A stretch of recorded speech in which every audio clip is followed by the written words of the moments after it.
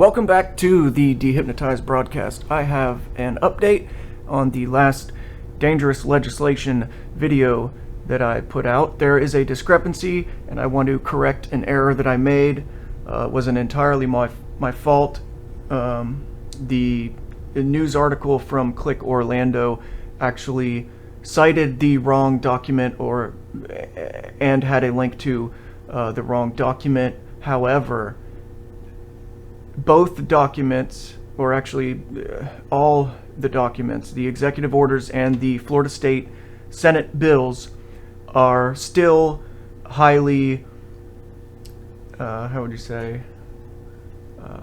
still highly prudent to my initial assessment as far as the alarming and overreaching nature of these emergency orders that directly infringes on the sovereign right of an individual living in the state of Florida to be the master of their own body and to not have the state come in and presume to own their body and do whatever they will with it.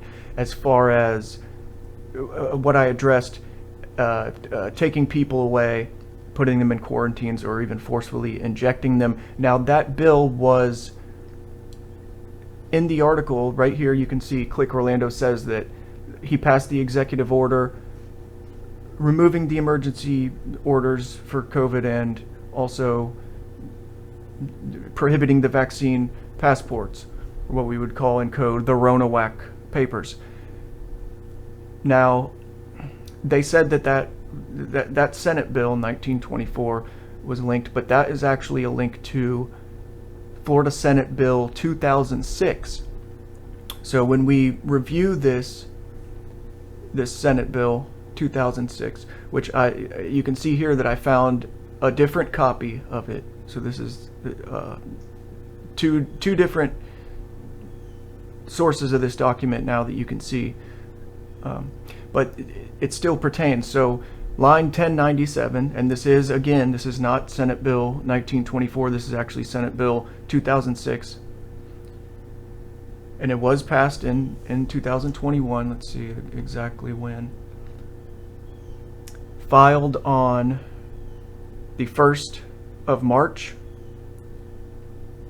And then looks like amendments or updates all the way to April 30th, 2021.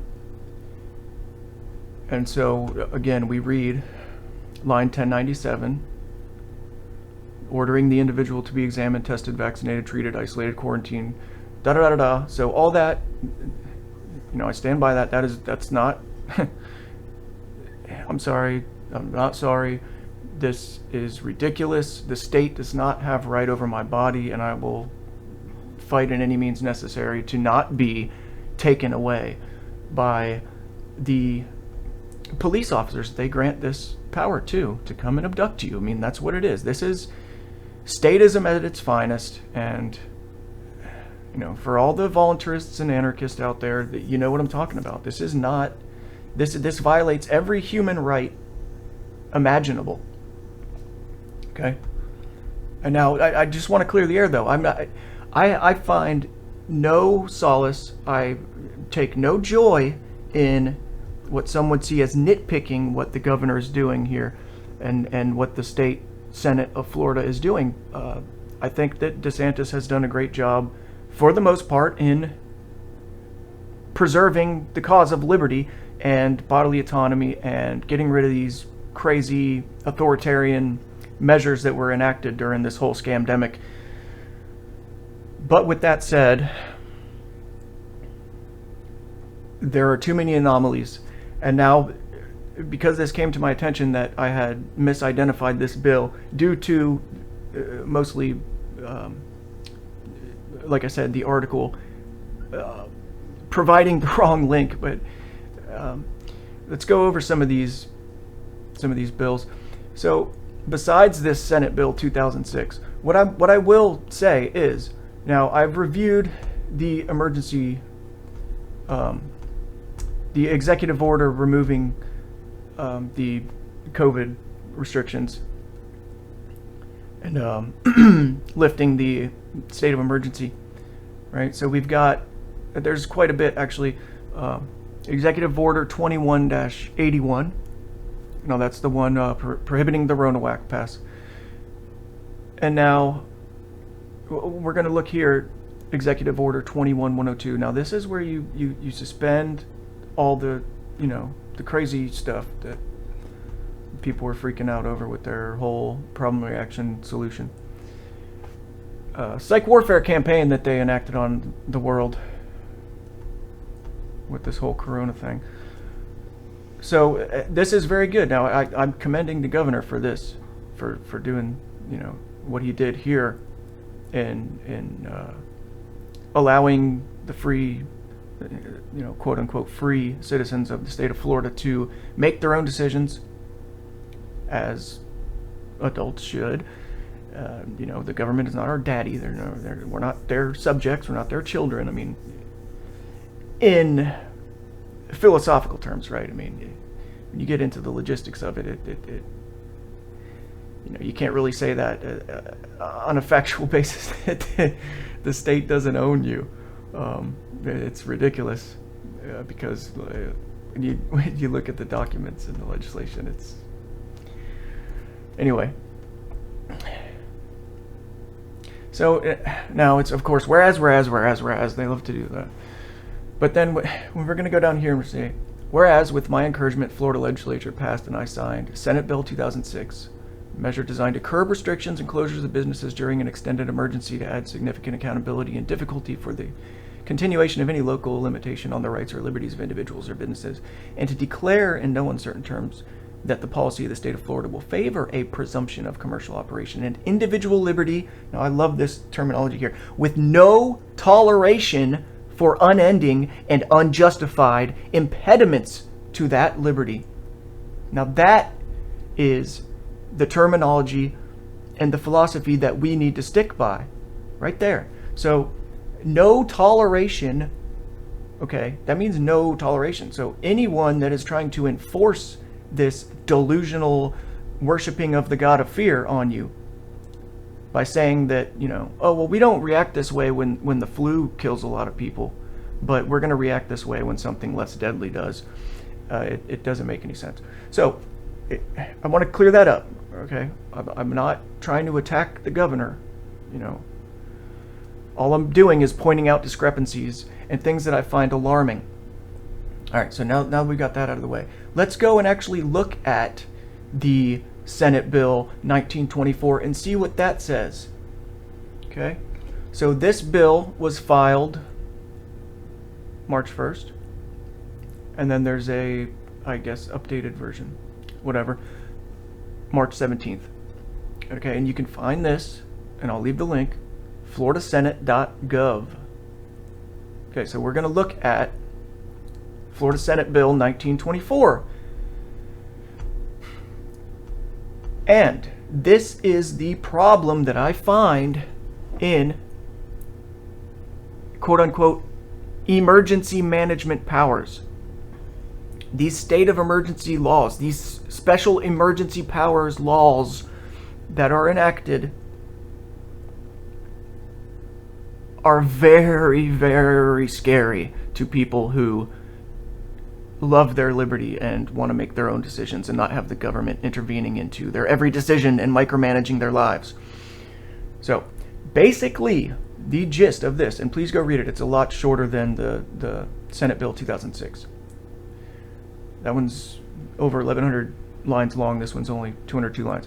But in reviewing these documents, these bills that have been passed in the year 2021 in the state of Florida, I have found that these emergency management powers are now dictating that in the event of an emergency, the government of the state and of what they deem as subdivisions within the state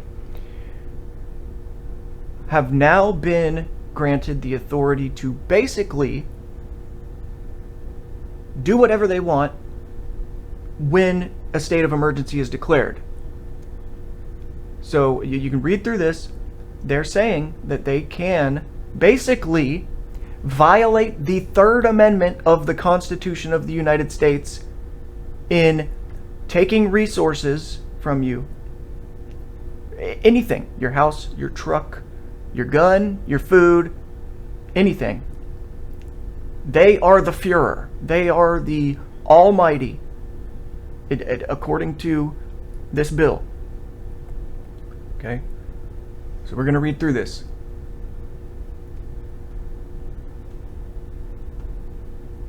So it says, be it enacted by the legislature of the state of Florida. I'm starting down here.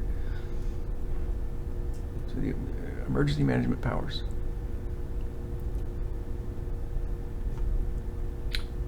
The emergency management powers of political subdivisions, safeguarding the life and property of its citizens, is an innate responsibility of the governing body of each political subdivision of the state. However, political subdivisions are given police powers to preserve, not impair, private rights. Therefore, a political subdivision that deprives any person of a constitutional right, fundamental liberty, statutory right, or property to address a purported emergency bears the burden of proving that the exercise of a police power is narrowly tailored, serves a compelling governmental interest, and accomplishes the intended goal through the use of the least intrusive means. Now that all sounds okay, you know, we're limiting power, we've got checks and balances, okay, that's the philosophy on which our republic was founded on, okay? But let's keep reading here.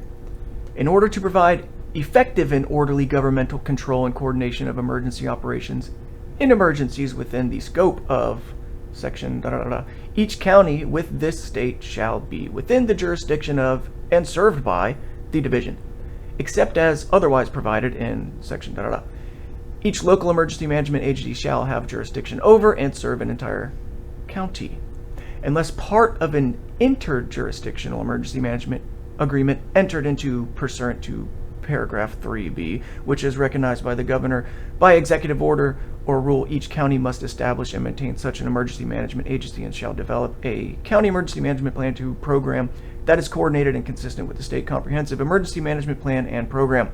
Counties that are part of an interjurisdictional emergency management agreement entered into pursuant to paragraph 3b, which is recognized by the governor by executive order or rule, shall cooperatively develop an emergency management plan and program that is coordinated and consistent with the state comprehensive emergency management plan and program. Line 55B. Each county emergency management agency created and established pursuant to section shall have a director. The director must meet the minimum training and education qualifications established in a job description approved by the county. The director shall be appointed by the Board of County Commissioners or the Chief Administrative Officer of the county as described in Chapter 125 or the county charter, if applicable, to serve at the pleasure of the appointing authority in conformance with applicable resolutions, ordinances, and laws. A county constitutional officer or an employee of a county constitutional officer may be appointed as director following prior notification to the division. You know, all this legal jumbo, okay?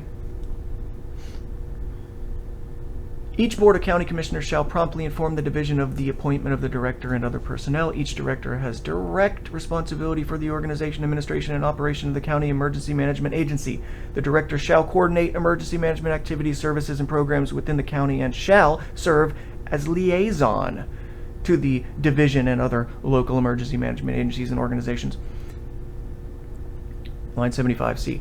Each county emergency management agency shall perform emergency management functions within the territorial limits of the county within which it is organized, and in addition shall conduct such activities outside its territorial limits as are required pursuant to section. And in accordance with state and county emergency management plans and mutual aid agreements, county shall serve as liaison and or coordinator of municipalities' request for state and federal assistance during post-disaster emergency operations. So, line 84D. During a declared state of local emergency and upon the request of the director of a local emergency management agency, the district school board or school boards in the affected area shall participate in emergency management by providing facilities and necessary personnel to staff such facilities. So when there's a hurricane, there's shelters open for people to go to, right? Okay, that's a given. But no, let's continue. Line 89. Each school board providing transportation assistance in an emergency evacuation shall coordinate the use of its vehicles and personnel with the local emergency management agency. Everything goes through them. 92E. County emergency management agencies may charge and collect fees for the review of emergency management plans on behalf of external agencies and institutions. Fees must be reasonable and may not exceed the cost of providing a review of emergency management plans in accordance with fee schedules established by the division. 98. 2. Municipalities. Legally constituted municipalities are authorized and encouraged to create municipal emergency management programs. Municipal emergency management programs shall coordinate their activities with those of the county emergency management agency.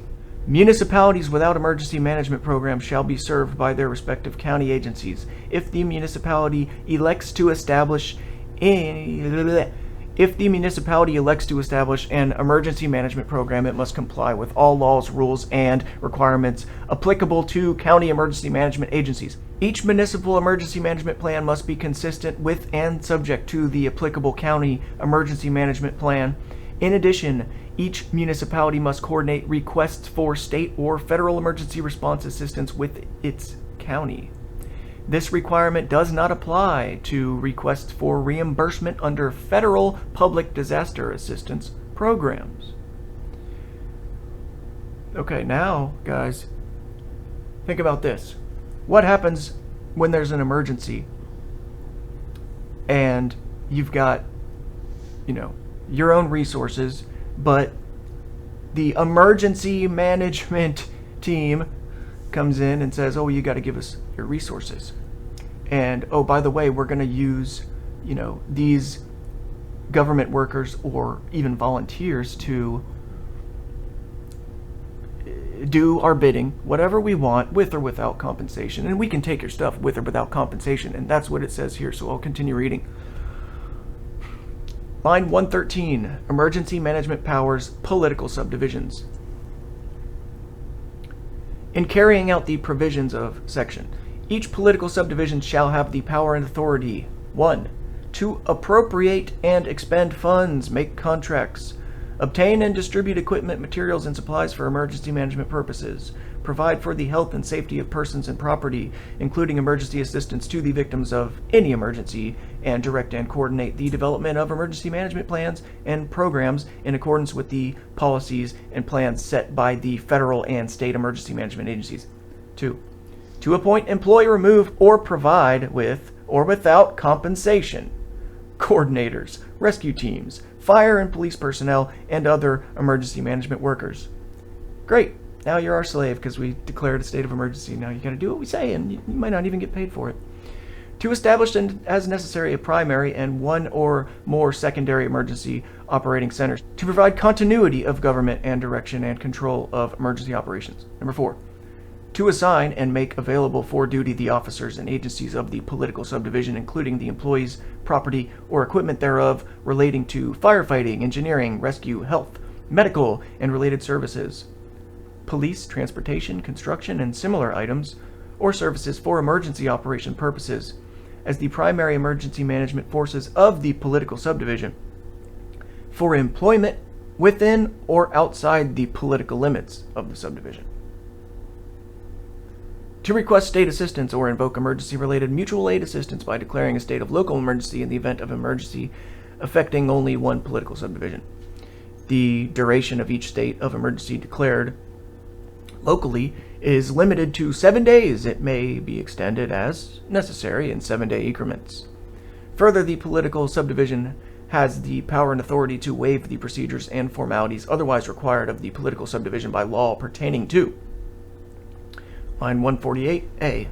Performance of public work and taking whatever prudent action is necessary to ensure the health, safety, and welfare of the community. So, state of emergency, we say it's prudent, so we're going to take whatever action is necessary to ensure the health, safety, and welfare of the community. Aww. Line 151, B, entering into contracts. C, incurring obligations. D, employment of permanent and temporary workers. E, utilization of volunteer workers. F, rental of equipment. G, acquisition and distribution with or without compensation of supplies, materials, and facilities. So they say that it's prudent. They can do whatever they want. They enacted emergency powers. They can acquire and distribute, with or without compensation, supplies, materials, and facilities. Hello! That means they can take whatever they want and use whatever facility they want.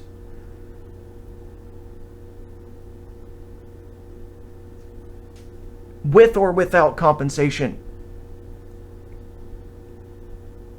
Think about what that implies. Now, of course, the cynical people will, obviously lean towards the side of, that means they can come in your house, take over your house, take your food, your gun, your truck, your wife if they want to.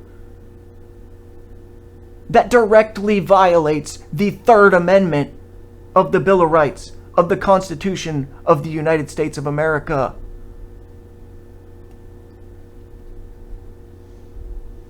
But it's emergency. It's emergency. We get special powers when we declare an emergency. We can supersede the Constitution. We can throw all the rights that our ancestors fought for out the window because we declared an emergency. That is what this bill says.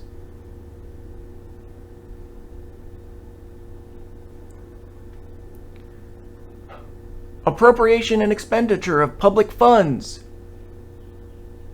Define public funds. What's public funds? They take over a subdivision, they say, oh, look, this guy's got $100,000 in freaking gold and silver in his house. Let's take that and use that.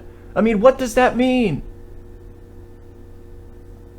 And it gets worse, guys. It gets worse.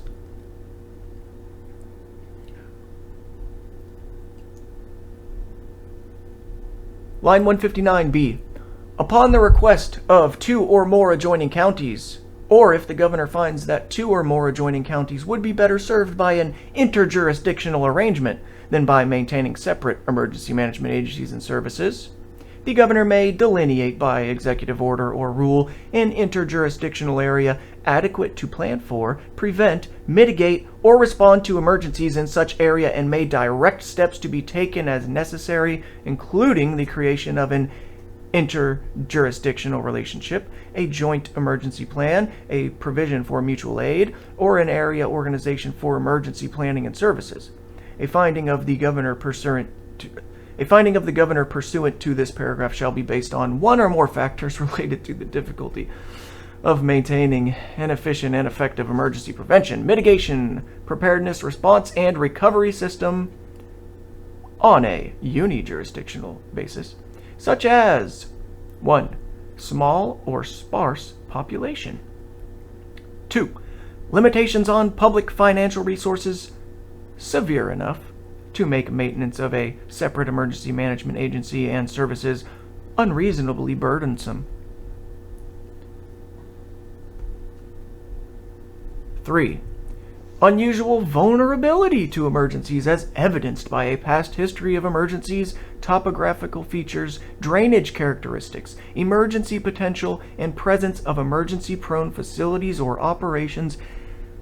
And this is what I talked about in the song Nature Strikes Back by Urgent Revolt, when there was an investment by the city to build a new city hall, and then, lo and behold, we get flooded to the point to where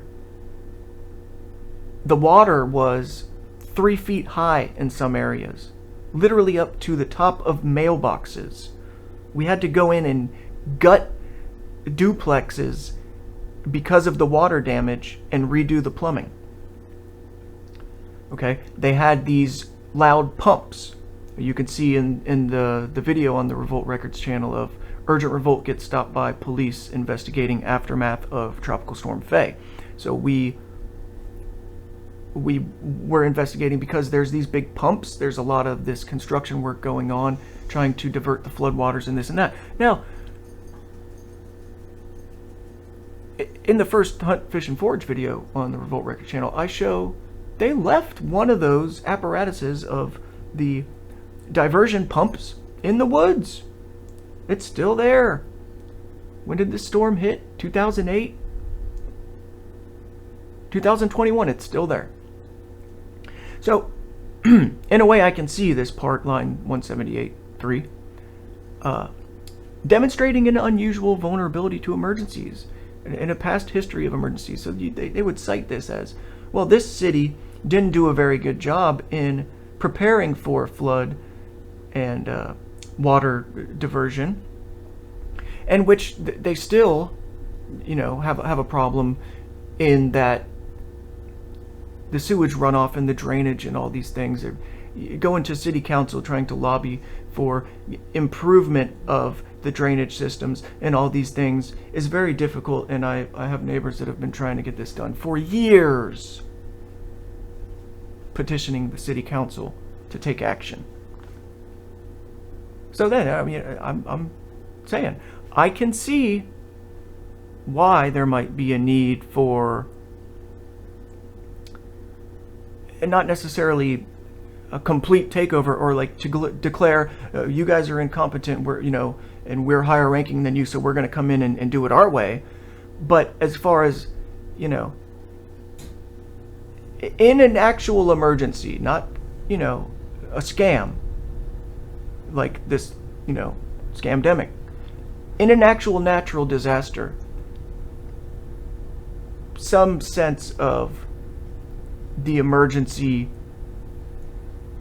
countermeasures and in the aftermath of, say, a hurricane, I think would be prudent. There is definitely a justification for that. It's just the other parts of it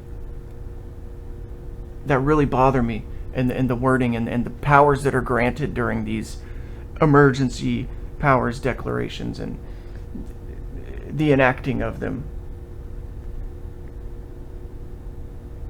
So number 4, the interrelated character of the counties in a multi-county area. And then you gotta love this one, line 184.5. Other relevant conditions or circumstances. So, just anything. We say anything relevant, we're doing it. We've got the power. We've got the magical piece of paper that says, here you guys, look, there, right there. Anything we deem prudent, any necessary action needed to be taken, any relevant condition or circumstance. That's the power granted in the emergency powers. What would it be at that point? Would it be an occupation? I mean, I know, granted, a natural disaster or an actual state of emergency, but then what would that be? You see what I'm getting at here?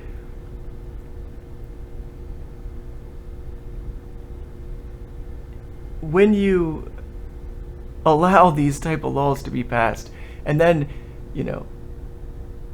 God forbid that something severe happens this way, and you got your resources, like you've been preparing, you know what's up, you know that this whole structure of society is not sustainable because it's built on a foundation of lies. So you're prepared. You know about the problems with the supply chains and the food and all that. So you've got all the resources you need to hunker down for 6 months to a year if need be. What's to prevent, besides your right to bear arms, from the government coming in and being like, whoa, man, like, this is like, imagine, like, initial collapse, Walking Dead scenario coming in here. the military, National Guard, police, all these characters coming in. The grocery stores got overrun by panic buying. There's not a lot of resources even left in the supermarkets. But old Joe the prepper over there, and his wife Jane and his 3 kids, they've got a few acres and growing food and got some livestock and this, that, and the other. Now with these orders in place of this Senate Bill 1924, I mean, if I'm wrong, correct me, but does this not grant power to the government to come in and take your resources with or without compensation? Or to even use their own government workers with or without compensation in the event of an actual natural disaster or an actual emergency? Correct me if I'm wrong, but that's what I'm reading from this. So we'll move on, we'll read the whole thing. Line 185, 4.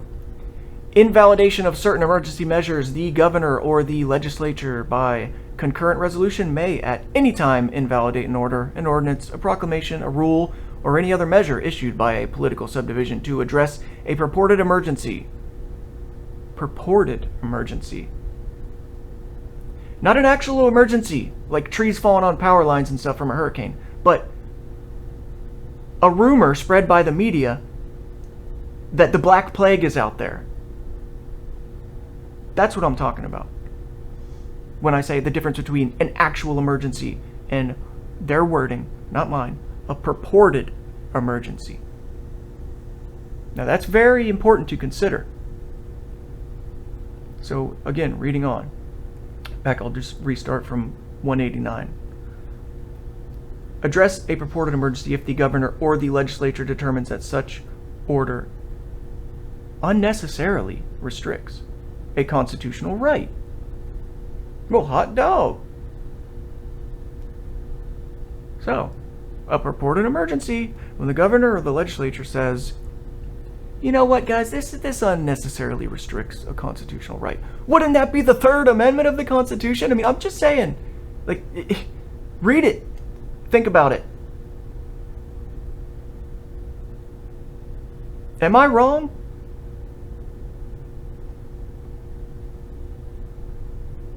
Constitutional right, fundamental liberty, or statutory right. Life, liberty, property, pursuit of happiness. I mean, fundamental liberty, constitutional rights. Line 192, section 2, subsection 4 is added to section 252.46. Florida statutes to read. Orders and rules. Number 4, an order issued by a political subdivision shall automatically expire 10 days after its issuance. However, such an order may be extended before its expiration by a majority vote of the governing body of the political subdivision if deemed necessary. Upon the expiration of an order, a political subdivision may not issue a substantially similar order to respond to the same emergency. So, when they negate the emergency order, I guess what they're saying is you can't say another entity or another subdivision can't just come in and say, okay, well, we're going to continue it. We're just going to change a couple of the wordings here because we want to keep the crisis going.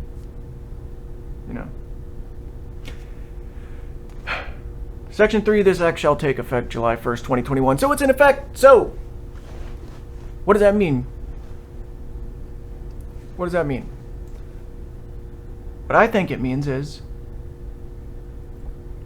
if an emergency were to happen, from this point on in the state of Florida,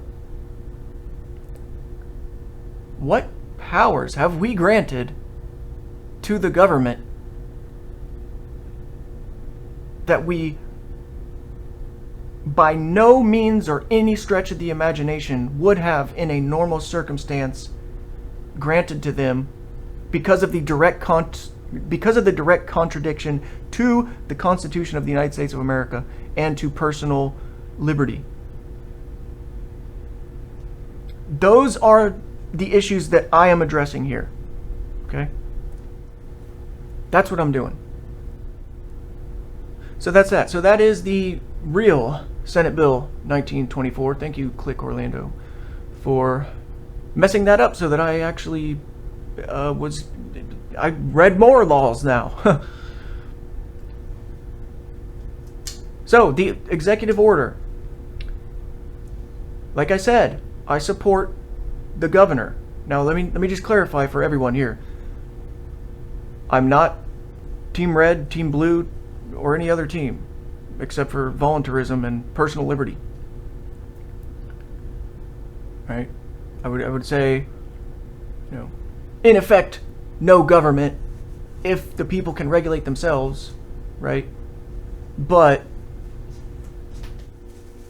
as an alternative, a viable alternative that would be transitionary, a libertarian approach, i.e. Ron Paul's ideology and philosophy of liberty, the limited government, no government overreach, no government micromanagement of your life.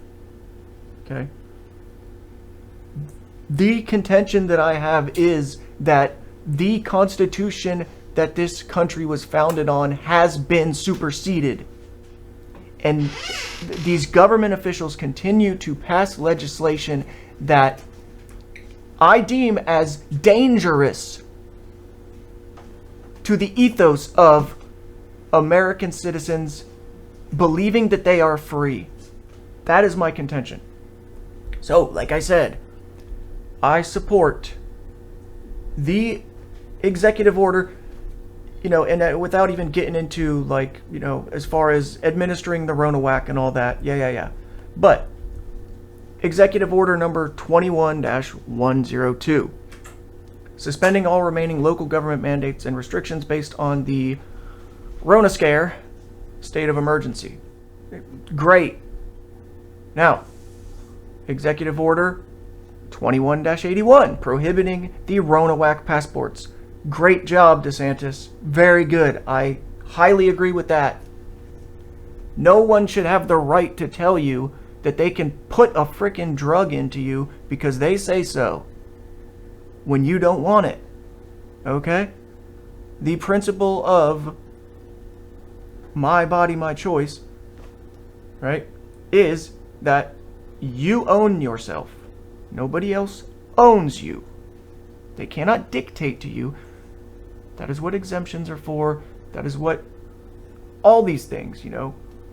The very principle of a free humanity that is able to make its own decisions is that mandating something, forcing someone to do something that they know is against their best interest is tyrannical.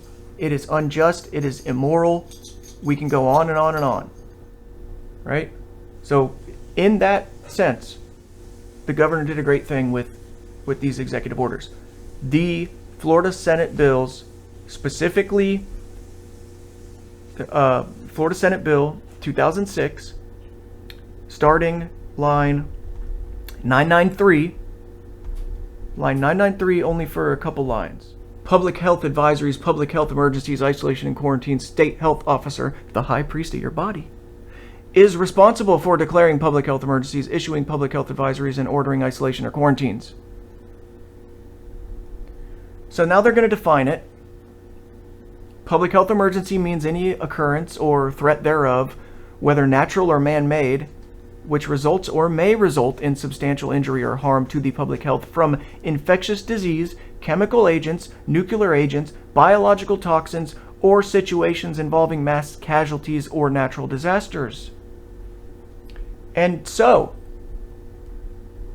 in this Senate bill, they grant power in the state of an emergency, the state health officer, upon declaration of a public health emergency, he's going to, or she is going to, delineate and grant an emergency power of the use of medical workers, such as doctors and nurses, that no longer have a license or are retired or whatever, to help in the event of an emergency. Okay? So, let's read this part of it, because I didn't mention this in the initial one. So, this is line 1076 of Florida Senate Bill 2006. Notwithstanding, section, temporarily reactivating the inactive license of the following healthcare practitioners when such practitioners are needed to respond to the public health emergency. Physicians licensed under Chapter 458 or Chapter 459, physician assistants licensed under Chapter 458 or 459, licensed practical nurses, registered nurses, and advanced practice registered nurses licensed under Part 1 of Chapter 464, respiratory therapists licensed under Part 5 of Chapter 468, and emergency medical technicians and paramedics certified under Part 3 of Chapter 401. Only those healthcare practitioners specified in this paragraph who possess an unencumbered, inactive license and who request that such license be reactivated are eligible for reactivation. An inactive license that is reactivated under this paragraph shall return to an active status when the public health emergency ends or before the end of the public health emergency if the state health officer, high priest of your body, determines that the healthcare practitioner is no longer needed to provide services during the public health emergency. Such licenses may only be reactivated for a period not to exceed 90 days without meeting the requirements of this section or that chapter as applicable. And then it gets into this craziness. Line 1097. Oh goodness, guys. What are we going to do about that? So that's what I wanted to raise. So that is a more in-depth reading of these new laws enacted in the state of Florida in the year 2021 in the wake of the pseudo-pandemic. Yeah. So that's it. Thank you very much. I just wanted to correct the discrepancy there from the last dangerous legislation video, and also read more to show you about what's going on. And if I may just add that I'm not one to believe that you need a piece of paper that says that you're qualified to do a certain task, right? In some cases it helps, and it gives people a better feeling of certainty or security or faith in that individual that is doing whatever. They have that piece of paper that says they're smart to do this and that. But I'm highly hesitant of the medical establishment in general for a plethora of reasons, and at least most of those my own personal dealings with doctors and the medical establishment itself. And so for a lot of people, I don't think that they would want to get treatment on something, a severe condition or injury, by someone who has, under an emergency use authorization, an emergency use power law being enacted, to have somebody who is maybe a little bit rusty, has let their license expire, to come in and then work on them, or to do any procedure to them. I think there's a lot of people that would be a little bit skeptical of wanting that to happen. They would probably defer to a practicing doctor or medical practitioner that has a current license and is currently seeing patients and is, on top of their game, so to speak, as much as you can be in the medical profession. Because again, guys, let's not forget, what's the third leading cause of death? Hey, I'm just here to point stuff out to you. So thank you for watching this episode of the De-Hypnotize broadcast. I have been your host, Mizzra Revolt. Please give me some feedback. Let me know what you think about these laws and my interpretation of them. Always stay prepared and stay informed, because this stuff matters. If something happens, you got to know your rights, and you got to know what the government officials and their enforcers think that they can do because a piece of paper says they can, even though it directly contradicts the most important document in the history of this nation, that my ancestors fought the bloody British in order to grant me my birthright in being born here and having that protection of the unalienable rights endowed by the Great Spirit, the creator of the universe, that doesn't even need to be put on a piece of paper, but that piece of paper is supposed to guarantee that no one can infringe on those rights. Thank you very much. Peace and love to all. I'll see you in the next one.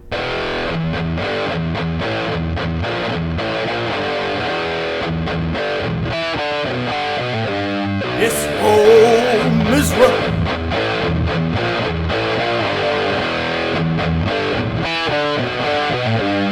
Yo, I'm back with the vengeance, so it's time to make your business. In the past there was some semblance, now we're losing all the remnants of the freedom that we once knew before the world went cuckoo. So now I'm dropping new tunes to prove how people have been fooled. The censorship of free speech, the disregard for liberty, the whitewashing of history, these Marxist ideologies. The warning signs are clear to see, like Germany in 33, the communist insanity in Russia and in Italy. The lessons learned are staggering. The democide, the poverty, the greatest crimes in history occurred in the past century.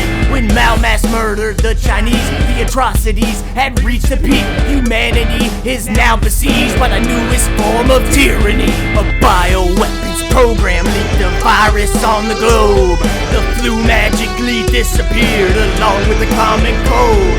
The media's fear-mongering and pseudoscience lies have got the public panicked and the masses hypnotized. Don't question TV doctors or do research for yourself. Just put that muzzle on your face, we swear it's for your health.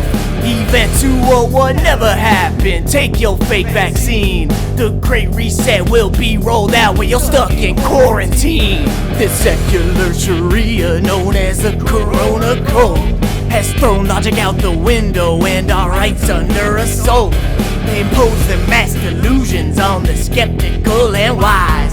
The contradictions and confusion were developed by design. Bodily autonomy, I'll retain my integrity. I have basic human rights that you can't take away from me. Your Corona cult rituals, they just don't appeal to me. So I'll keep my dignity, damn right I'll keep my liberty. A bioweapons program leaked a virus on the globe. The flu magically disappeared along with the common cold.